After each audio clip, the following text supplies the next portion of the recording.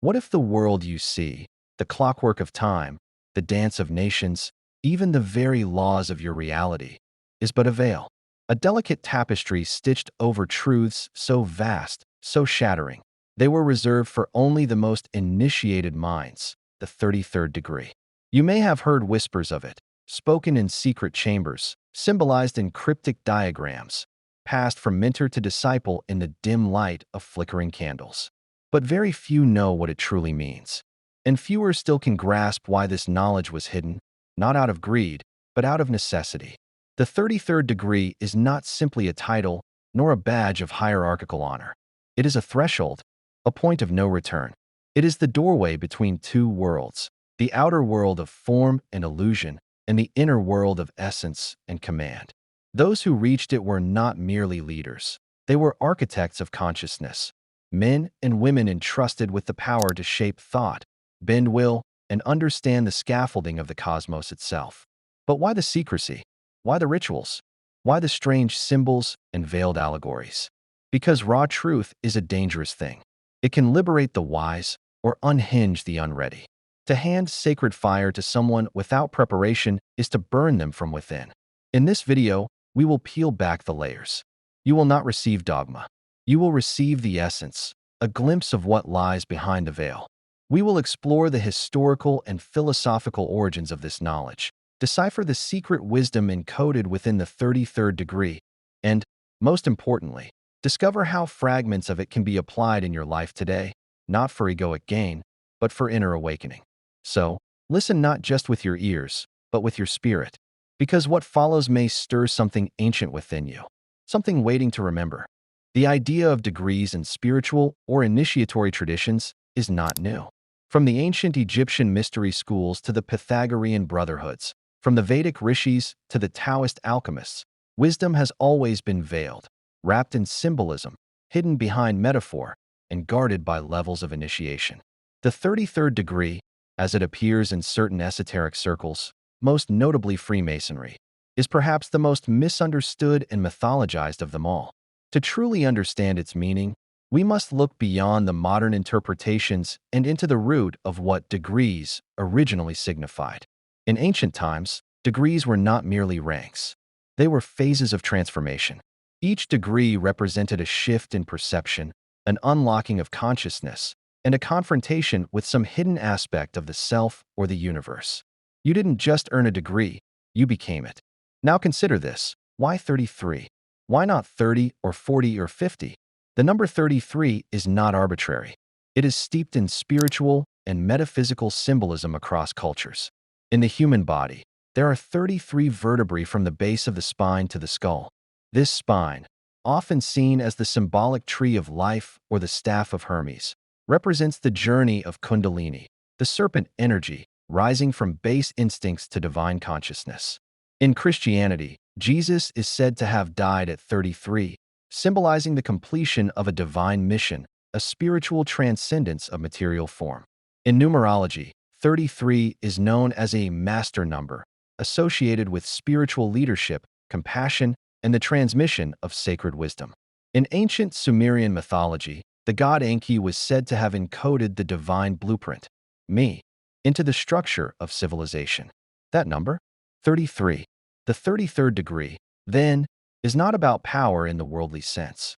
It is about alignment, about tuning the human instrument to the divine frequency. In Hermetic philosophy, this corresponds to the final stage of the great work, the unification of opposites, the reconciliation of spirit and matter, the birth of the philosopher's stone within. Throughout history, this level of initiation was never given lightly. The candidate had to demonstrate not just knowledge, but wisdom, not just intellect, but inner purification. For to touch the truths of the 33rd degree is to hold the pattern, the very template by which reality organizes itself. In the 19th and 20th centuries, Freemasonry brought these ancient ideas into a more structured framework, but their roots stretch back far beyond that. The rituals, the symbols, the degrees, they are echoes of a much older lineage, one that predates temples and lodges. Figures like Hermes Trismegistus, Pythagoras, Moses, Solomon, even Laozi, all in their own ways, carried fragments of this arcane wisdom. They encoded it in geometry, poetry, architecture, and parable. The Emerald Tablet, the Kabbalistic Tree of Life, the I Ching, all are maps pointing toward the same inner realization. So when we speak of the 33rd degree, we are not merely speaking of a level within a fraternal order. We are speaking of a mystical apex, a secret reserved not for an elite few, but for those willing to die to the false self in order to be reborn into truth. It is not elitism, it is preparedness. And now, with reverence, we move closer to decode what this knowledge actually is. To even begin to grasp the depth of the 33rd degree knowledge, one must first unlearn the modern lens through which we view power and initiation. This is not about status. It is not about hierarchy. It is about frequency. The ancients knew that consciousness evolves in spirals, not straight lines. Each turn of the spiral represents a new octave of awareness, a broader field of perception.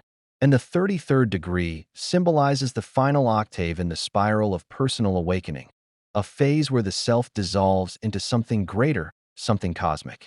Imagine a ladder with 33 rungs. Each rung is a stage of purification and integration. The first few rungs deal with the gross, desires, fears, ego. You must confront the chaos within. Then come the stages of discipline, controlling the mind, refining speech, cultivating intention. And then the subtle begins. Intuition opens, symbols start to speak, and reality begins to bend to consciousness. But what makes the 33rd unique is not just what you gain. It is what you must surrender. This stage demands the ultimate sacrifice, the false identity. You see, by the time one reaches the 33rd, they are no longer seeking knowledge. They are knowledge. They don't study symbols, they embody them. The alchemical fire has transmuted their base nature. The lead of unconsciousness has become the gold of awakened presence. One of the core teachings whispered only to those nearing this threshold is this: as above, so below, but also, as within, so without. This is the full formula of hermetic transmutation. And at the 33rd degree, it is not a metaphor, it becomes real. The initiate begins to experience reality as a direct projection of their inner state. Thoughts manifest. Emotions shape energy. The boundary between self and world blurs. But such power cannot be given to one who is still ruled by desire or pride.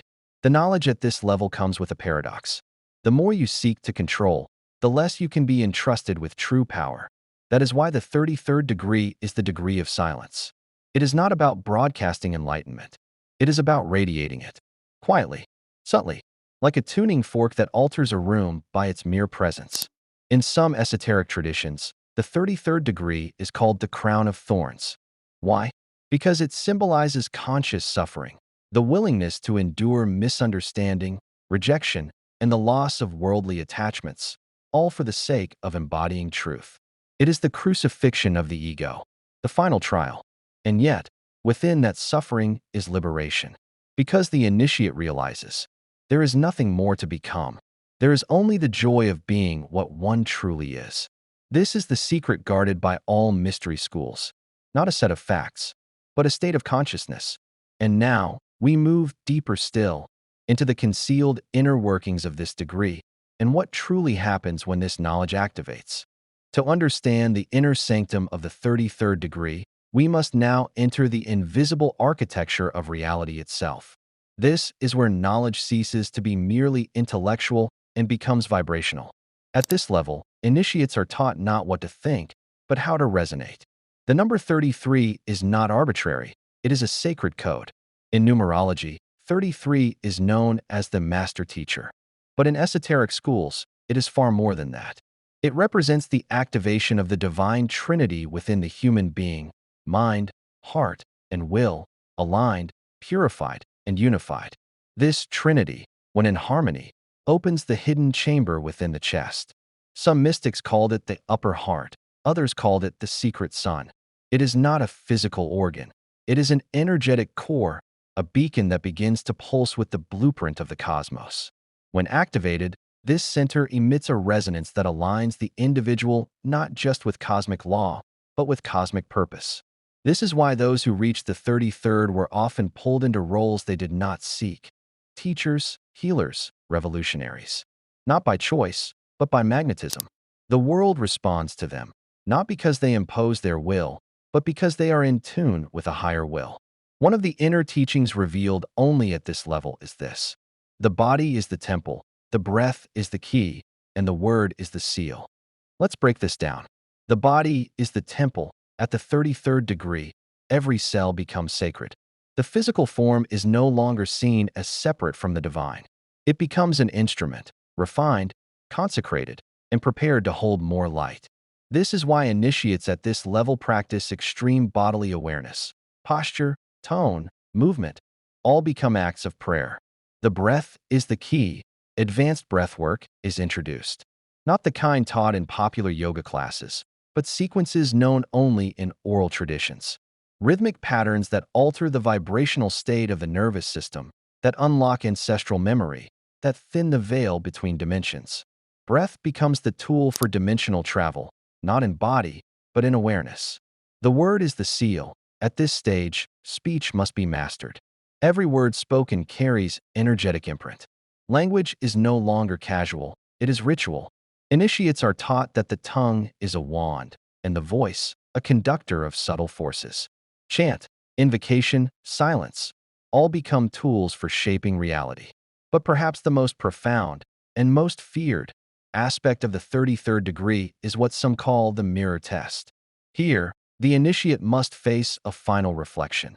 The true self, unmasked, without story, without memory, without role. It is said that many do not pass this trial, not because they lack knowledge, but because they cannot withstand the emptiness.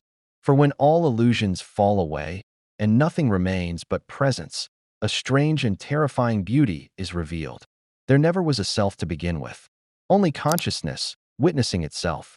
This is the secret at the heart of the 33rd degree. Not a hidden doctrine, but a realization. Not information, but transformation. And from this place, new abilities awaken, not supernatural in the fantasy sense, but supernatural in subtlety. The ability to shift energies with thought, to calm storms within others without words, to see behind a smile, behind a lie, behind a mask, and to respond with compassion, not judgment. This is why such knowledge was reserved for the few, not because it is elitist, but because it is dangerous in the wrong hands. Misused, it becomes manipulation. But used with love, it becomes healing beyond logic. So what now? Now, we descend back to the earthly plane, not with less knowledge, but with a new way to walk. Knowledge that cannot be lived is merely entertainment for the intellect. The 33rd degree, for all its mystery, was never meant to be locked away in the ivory towers of secret orders. It was always meant to be embodied. And though the formal initiation may be reserved for a few, the principles behind it are available to anyone who dares to apply them with sincerity and discipline. So how can we begin? 1. Embody the temple. The first step is to treat your body as a sacred instrument, not a burden to be fixed or sculpted, but a vessel for higher energy. Begin with sacred movement. You don't need to follow a rigid system. Instead, each morning, move your body in silence, slow, intentional gestures, as if you were tuning the strings of an unseen harp within yourself. This practice is an exercise. It's an offering. As you move, breathe deeply. Let the breath guide the body. Begin to sense that the physical form is not just flesh and bone, but light and form. Over time, you'll notice that this subtle reverence towards your own form changes the way you sit, speak, and walk. 2. Breath as initiation. The breath work of the 33rd degree is based on rhythmic resonance. Try this simple but powerful technique. Inhale for 4 counts. Hold for 7 counts. Exhale for 8 counts. Repeat for 7 cycles. As you breathe, visualize your spine as a golden rod of light and feel energy rising upward with each breath. After the 7th cycle, sit in silence for 2 minutes. This simple rhythm aligns your energy centers and begins to refine your perception. Practice daily before sunrise or after sunset, times when the veil is thinner. 3. Mastering the word. Speak as if every word is a spell. For 1 day each week, take a vow of intentional speech. During this day, do not complain, do not gossip, do not lie, not even politely. Only speak what is true, necessary, and kind. You'll quickly realize how much of our daily speech is unconscious. This practice alone, over time, creates psychic discipline. Then, introduce sacred sound. Begin by chanting the primordial sound, OM, for 5 minutes a day. Not as a religious act, but as a vibrational reset. Feel it in your chest, your throat, your skull. Let the sound clear emotional static. Over time, experiment with different intonations and observe how they affect your state of being. 4. The mirror ritual. Once a week, sit before a mirror in candlelight. Not to analyze your face, but to see beyond it. Look into your own eyes for 10 full minutes, in complete silence. Resist the urge to judge, label, or adjust your appearance. Just witness. Many report seeing their face morph, even disappear.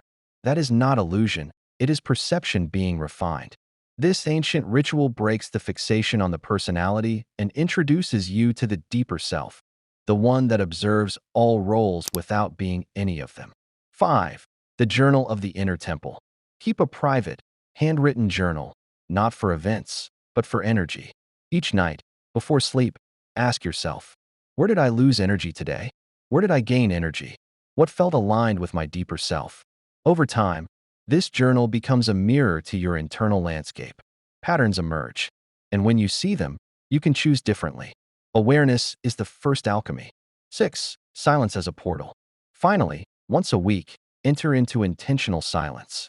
No speaking, no media, no books. Just stillness. Even 2 hours is enough. Use this time to walk, to sit, to breathe, not with an agenda, but with presence. In this silence, something ancient awakens. The noise of the world fades, and a deeper voice begins to speak, not in words, but in knowing. That voice has always been there. It is the teacher behind the teachings, the guide behind the guide, and the goal of all true initiation is to reunite you with that voice. When applied consistently, these simple practices open a path, not toward belonging to a secret society, but toward a life of quiet mastery. The knowledge of the 33rd degree is not just a doctrine, it is a frequency, a vibration of consciousness attained not through titles or rituals alone, but through inner refinement.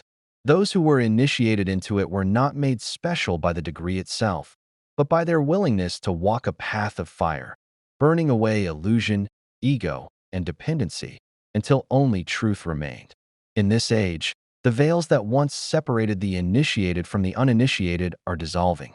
What was once whispered in the dim halls of temples is now available to the sincere seeker sitting alone with a candle, a journal, and the desire to remember. The sacred is no longer hidden. It is simply overlooked. You do not need robes. You do not need symbols. You do not need permission. You only need to begin, to live with awareness, to speak with intention, to treat your body as sacred, and to listen to the silence between thoughts. That silence is where the real initiation begins, not in a ritual, but in the stillness of a heart aligned with the infinite. You now hold fragments of this forgotten wisdom.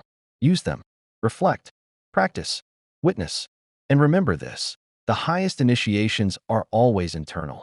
They are marked not by what others see in you, but by what you begin to see in all things. If this message resonated with you, take a moment tonight, just one moment, to sit in silence, light a candle, and simply listen. The voice you hear may be faint at first, but with time, it will speak again. And when it does, you'll know. You've already taken your first step beyond the 33rd gate.